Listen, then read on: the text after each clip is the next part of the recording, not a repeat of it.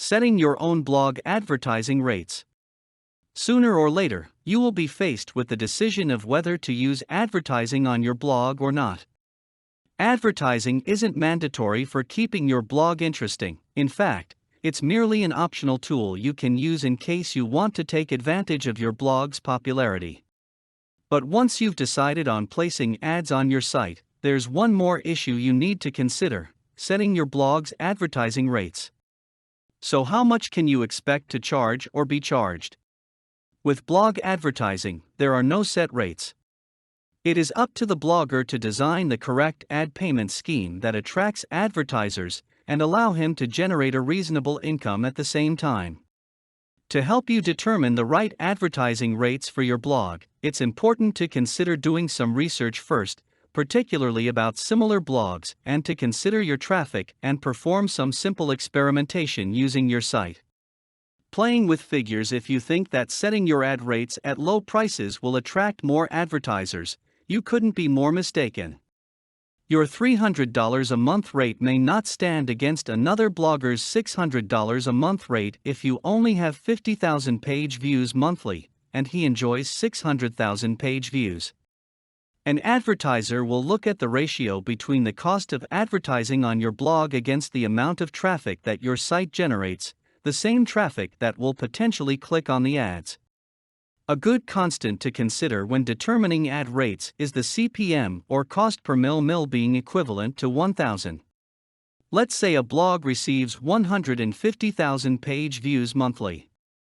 For a 125 times 125 sidebar ad, usually the most common, the blog charges $250 monthly. Divide $250 by 150, that's 150,000 divided by 1,000 to come up with the CPM, and you'll get $1.66 CPM. The same arithmetic is used by some of the most popular blogs, including John Chow and Copyblogger. For your blog, you might want to consider how much traffic you generate and the number of genuine page views you get. These figures will help you evaluate your blog and come up with the appropriate ad rate. Since these blogs are well established, you could start at far lower rates if you're still building traffic. Consider a starting figure of about 50 cents CPM, which is friendly enough to your advertisers and good enough for you. Raise this rate gradually as your blog becomes more popular and as more advertisers and sponsors buy ad space from you. Size and location advertising rates also vary depending on the size of the ad and where it will appear. Larger ads and those that will be placed in prime locations or hotspots will cost more. Ads will also be more expensive if they will appear along with content or on your blog's header. Cheaper locations will be those found on the page's footer and the area located after the fold. Factors that influence ad rates: not every blog can enjoy strong advertising support. That's mainly because not every blog has the right amount of site traffic, the right visitors, market demographics, or niche. These are just some of the factors that affect your eligibility for ad placement and the rate you can charge on your blog.